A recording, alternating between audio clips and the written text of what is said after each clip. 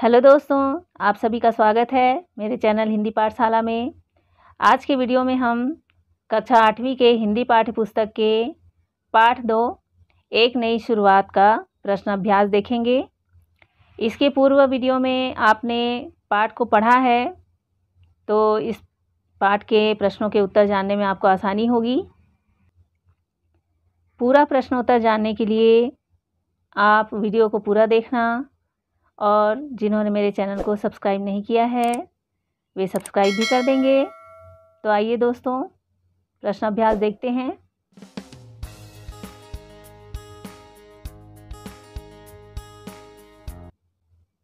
पाठ का पहला प्रश्न है, श्रीकांत को कक्षा का मॉनिटर क्यों बनाया गया। आपने पाठ में पढ़ा है कि श्रीकांत को कक्षा का मॉनिटर इसलिए बनाया गया था क्योंकि कक्षा के 85% लड़कों ने उसके नाम का समर्थन किया था, क्योंकि वह होशियार तथा शराफत से भरपूर था, पढ़ाई में अच्छा था, सभी लड़के उसके दोस्त थे। श्रीकांत होशियार और समझदार बालक था, इसलिए उसे क्लास मॉनिटर बनाया गया था। अगला प्रश्न है, श्रीकांत को मॉनिटर बनाए जाने पर सुधीर की क्या प्रतिक्रिया थी। तो उत्तर में आप लिख सकते हैं, श्रीकांत को मॉनिटर बनाए जाने पर सुधीर ने श्रीकांत से कहा, मॉनिटर बने हो, राजा नहीं, मॉनिटरी संभालनी मुश्किल हो जाएगी तुम्हारे लिए, मुझ पर रौब जमाने की कोशिश मत करना। इस प्रकार वह मन ही मन श्रीकांत से ईर्ष्या करने लगा। मॉनिटर बनाए जाने पर श्रीकांत से सुधीर जलने लगा था। प्रश्न 3 है, श्रीकांत को कक्षा के साथी सुधीर से किस प्रकार के व्यवहार की अपेक्षा थी। उत्तर है, श्रीकांत ने उसकी ओर देखा तो उसने अकड़कर गर्दन दूसरी ओर घुमा ली। श्रीकांत को सुधीर से ऐसे ही व्यवहार की अपेक्षा थी। प्रश्न 4 है, सुधीर मन ही मन श्रीकांत से ईर्ष्या क्यों करता था। उत्तर में आप बता सकते हैं, श्रीकांत एक शरीफ और होशियार विद्यार्थी था, पढ़ाई में भी वह अच्छा था, कक्षा के सभी लड़के उससे प्रभावित थे एवं सभी उसके दोस्त बन गए थे। इस कारण सुधीर मन ही मन उससे ईर्ष्या करता था। प्रश्न 5 है, किस घटना के बाद सब ने सुधीर से बात करना कम कर दिया था। तो आपने पाठ में पढ़कर जान लिया है कि सुधीर जब 8वीं कक्षा में था तब उसे सजा के रूप में पूरे स्कूल के सामने स्टेज पर खड़ा रखा गया था। इस घटना के बाद सब ने सुधीर से बात करना कम कर दिया था। प्रश्न 6 है, सुधीर के बारे में छात्रों और शिक्षकों की क्या मान्यताएं थी। उत्तर है, सुधीर के बारे में छात्रों और शिक्षकों की मान्यता थी कि वह बुरी संगत में पड़ गया और काफ़ी गुस्सैल भी था। अध्यापक उसे गैर जिम्मेदार और बिगड़ा हुआ लड़का मानने लगे। प्रश्न 7 है, सुधीर ऐसा कौन सा काम करता था जिससे श्रीकांत को मॉनिटर का काम संभालने में परेशानी हो रही थी। तो उत्तर में आप बता सकते हैं, सुधीर ऐसी हरकतें करता जिससे श्रीकांत को परेशानी हो और उसे डांट पड़े। जब तक ब्लैक बोर्ड साफ करके श्रीकांत चौक लेकर आता, सुधीर ब्लैक बोर्ड पर हास्यास्पद कार्टून बना देता था। अध्यापक के आने से पहले वह और उसके 2 एक साथी इस कदर शोर मचाते कि मॉनिटर यानी श्रीकांत को तगड़ी डांट खानी पड़ती। प्रश्न 8 है, सुमेश की बात सुनने के बाद श्रीकांत सुधीर की गिरावट के लिए किसको उत्तरदायी मानता है और क्यों। उत्तर है, सुमेश की बात सुनकर श्रीकांत सोच में डूब गया। उसे लगा सुधीर की गिरावट की इस हद तक पहुंचाने में, मतलब सुधीर को बिगड़ा हुआ बनाने में शायद कक्षा के लड़के लड़कियां और अध्यापक सभी का हाथ है, क्योंकि सार्वजनिक अपमान से उसका स्वभाव विद्रोही बन गया है। लड़के लड़कियां जो है सुधीर को अलग थलग छोड़ देते थे और अध्यापक भी उनके साथ में अच्छा व्यवहार नहीं करते थे, उसे गैर जिम्मेदार मानते थे। इसलिए सुधीर और भी विद्रोही स्वभाव का बन गया था। अगला प्रश्न है, सुधीर पर विश्वास करके श्रीकांत ने उसमें क्या परिवर्तन लाया। उत्तर है, नाटक में शक्ति सिंह की भूमिका सुधीर पूरी निष्ठा व लगन से करेगा। इस विश्वास पर श्रीकांत ने सुधीर के स्वभाव में परिवर्तन लाया और साथ ही जिम्मेदारी की भावना पैदा करके उसके व्यवहार में परिवर्तन लाया गया। प्रश्न 10, सुधीर के व्यवहार और व्यक्तित्व में कैसे परिवर्तन आया। उत्तर है श्रीकांत ने सुधीर पर विश्वास करके उसके स्वभाव में दिनों दिन परिवर्तन लाया।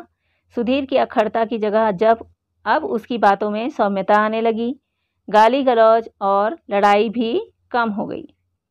श्रीकांत ने जब प्रयास किया सुधीर को सही रास्ते पर लाने का और उसको जिम्मेदारी सौंपी, तब धीरे धीरे सुधीर के व्यवहार में परिवर्तन आने लगा। वह मृदु स्वभाव का बनने लगा। प्रश्न 11 है, सुधीर की आंखों में नमी क्यों उतर आई? उत्तर है, जब श्रीकांत ने कहा, सुधीर तुम गीता और सुप्रिया को छोड़ आओ। श्रीकांत की बातों से सुधीर की आंखें फटी फटी रह गई।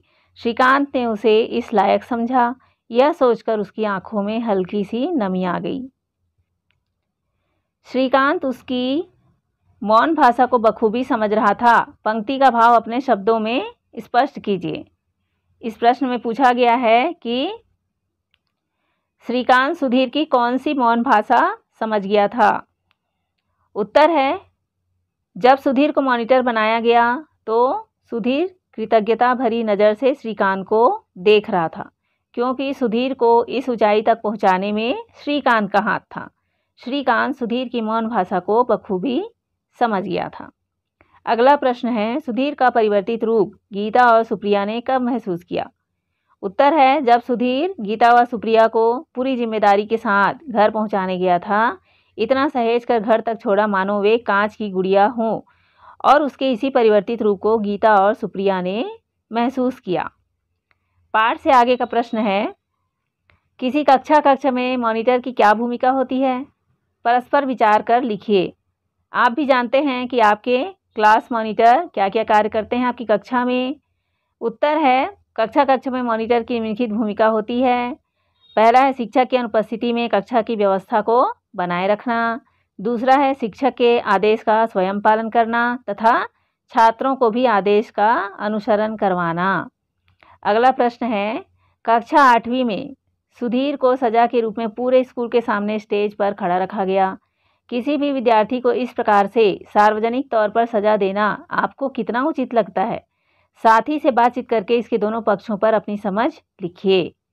आपको कैसा लगता है जब किसी बच्चे को सार्वजनिक तौर पर या सबके सामने दंडित किया जाता है? आपको कैसा अनुभव होता है, उसे आपको लिखना है। सुधीर को सजा के रूप में पूरे स्कूल के सामने स्टेज पर खड़ा करना अनुचित था, क्योंकि विद्रोही बच्चों के प्रति उपेक्षा का भाव या दंडात्मक कार्यवाही उन्हें और अधिक उग्र बनाती है।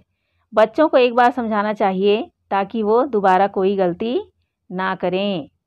बच्चों को पहले प्रेम से समझाना चाहिए ताकि वे और अधिक उग्र ना बने और उसमें सकारात्मक परिवर्तन आए। प्रश्न 3 है, पाठ में आपको एक ही कक्षा और लगभग एक उम्र के 2 किशोर बच्चों सुधीर और श्रीकांत का व्यवहार देखने को मिलता है। कौन सा व्यवहार आपको आकर्षित करता है और क्यों? तो इसके उत्तर में आप बता सकते हैं कि श्रीकांत का व्यवहार हमको आकर्षित करता है क्योंकि श्रीकांत शिष्ट एवं बुद्धिमान बालक है। उसके मन में किसी के प्रति द्वेष की भावना नहीं थी। सुधीर श्रीकांत से जलता था, किंतु फिर भी श्रीकांत ने उसे सही रास्ते पर लाया और सभी को उसके गुणों के विषय में बताया और जिम्मेदारी देकर उसे अच्छा बनाया। प्रश्न 4 है, सुधीर की मां ने बताया कि सुधीर ने 4-5 वर्ष पूर्व से अपना जन्मदिन मनाना छोड़ दिया था। सुधीर ने ऐसा क्यों किया होगा? साथियों से वार्तालाप कर कल्पना अथवा अनुमान से इस प्रश्न का उत्तर लिखिए। तो आप उत्तर में बता सकते हैं कि सुधीर के गलत संगत में पड़ने के कारण उसके सभी दोस्तों ने उससे बातचीत करना बंद कर दिया था। कोई भी दोस्त उससे मिलना पसंद नहीं करता था। वह अकेलापन महसूस करता था, इसलिए उसने अपना जन्मदिन मनाना छोड़ दिया था। प्रश्न 5वां है, कल्पना कीजिए आप अगर श्रीकांत के स्थान पर कक्षा के मॉनिटर होते और आपके किसी साथी का आपके प्रति व्यवहार सुधीर की तरह होता तो आप क्या करते? उन्हें लिखिए। तो उत्तर में आप बता सकते हैं कि हम यदि श्रीकांत के स्थान पर मॉनिटर होते और हमारे किसी साथी का व्यवहार हमारे प्रति सुधीर की तरह होता तो हम भी श्रीकांत की तरह उसे प्रोत्साहित कर सुधारने का प्रयास करते। भाषा से अगला प्रश्न है, पाठ में आया है कि सुधीर को सर्वश्रेष्ठ अभिनेता का पुरस्कार मिला, जो गुणबोधक विशेषण है। गुणबोधक विशेषणों में प्रायः एक तुलना का भाव देखने को मिलता है, जैसे श्रेष्ठ मूल अवस्था, श्रेष्ठतर उत्तर अवस्था अर्थात 2 विशेष्यों में तुलना भाव, श्रेष्ठतम उत्तम अवस्था अर्थात सभी विशेष्यों में सबसे अच्छा। तो यहाँ पर विशेषण की 3 अवस्था के बारे में बताया है, जिसमें विशेषण की मूल अवस्था, फिर उत्तर अवस्था, फिर उत्तम अवस्था के बारे में बताया गया है। उत्तर अवस्था 2 विशेष्यों में तुलना का भाव है और उत्तम अवस्था सबसे श्रेष्ठतम अवस्था है। उत्तम अवस्था जो है सभी विशेष्यों में सबसे अच्छा होता है। उत्तर और उत्तम अवस्थाओं के अबोधक संस्कृत के तर और तम प्रत्यय है। इन प्रत्ययों का प्रयोग करते हुए निम्नलिखित शब्दों को 3 गुणबोधक विशेषण स्वरूप को बदलते हुए वाक्य में प्रयोग कीजिए। यहाँ पर विशेषण की अवस्था के बारे में, उसके प्रकार के बारे में आपको जानना आवश्यक है और इसके वीडियो भी मैंने बनाए हुए हैं और इसके लिंक डिस्क्रिप्शन बॉक्स पर दिए गए हैं, जिसे क्लिक करके आप विशेषण के बारे में समझ सकते हैं। यहाँ पर जो शब्द दिए गए हैं प्राचीन, अधिक, उच्च, बृहत, गुरु और लघु, इसमें तर और तम प्रत्यय का प्रयोग करते हुए विशेषण की 3 अवस्था मूल, उत्तर और उत्तम अवस्था का प्रयोग करके लिखना है आपको। जैसे प्राचीन है मूल अवस्था, प्राचीनतर उत्तर अवस्था है, प्राचीनतम उत्तम अवस्था है। इसी तरह अधिक से अधिकतर, फिर अधिकतम, उच्च से उच्चतर, उच्चतम, बृहत से बृहत्तर, फिर बृहत्तम, गुरु से गुरुतर, फिर गुरुत्तम, लघु से लघुत्तर, फिर लघुत्तम। इस प्रकार से आपको प्रयोग करके शब्दों के मूल अवस्था से उत्तर अवस्था फिर उत्तम अवस्था बनाकर लिखना है। प्रश्न 2 है, निम्नलिखित तालिका में दिए गए विशेषणों से भाववाचक संज्ञाएं बनाइए। एक उदाहरण आपके लिए हल किया गया है। यहाँ पर भाववाचक संज्ञा, विशेषण का भाववाचक संज्ञा बनाना है। जैसे गहरा शब्द दिया है, गहरा का भाववाचक संज्ञा है गहराई, बड़ा का बड़ाई, गुरु का गुरुवर या गुरुत्तर, सुंदर का सुंदरता और मधुर का मधुरता। इस प्रकार से विशेषण का भाववाचक संज्ञा रूप हो जाएगा।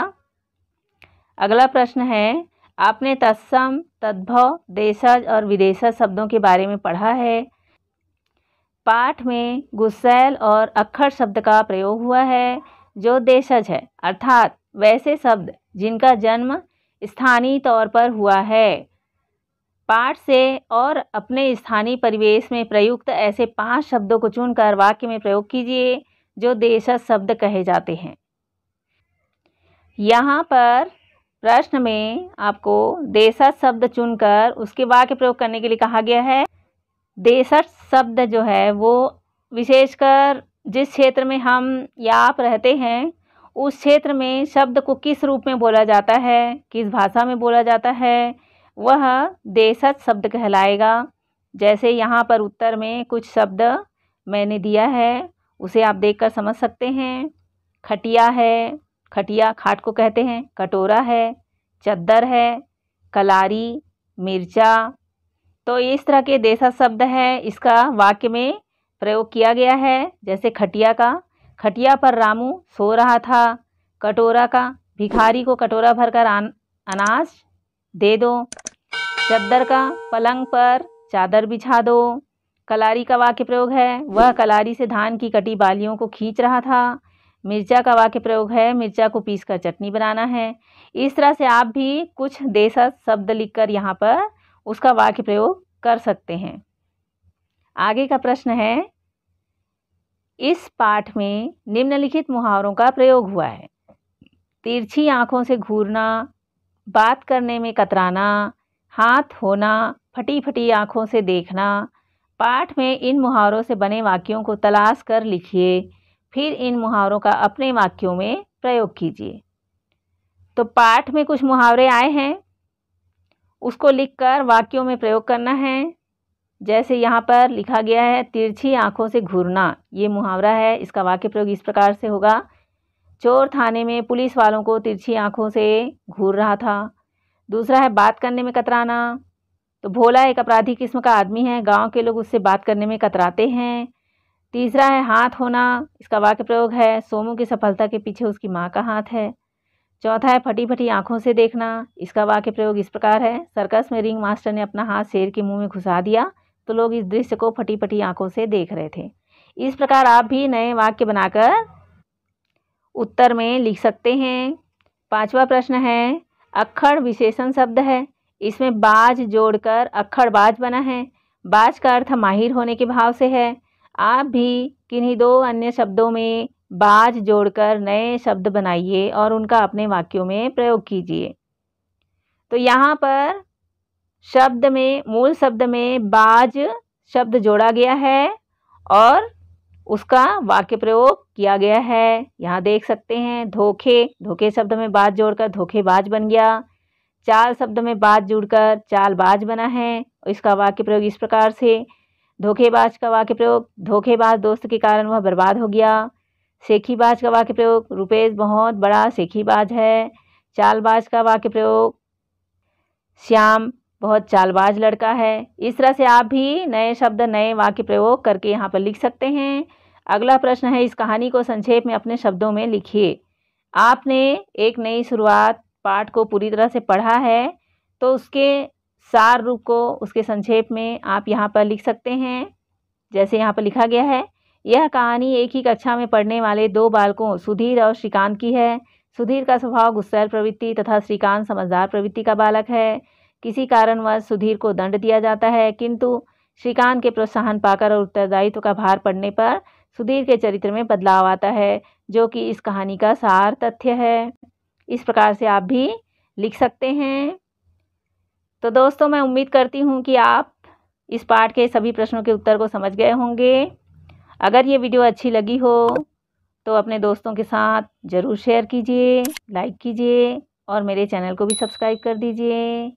हम अगले पाठ में फिर मिलेंगे दोस्तों। Thank you.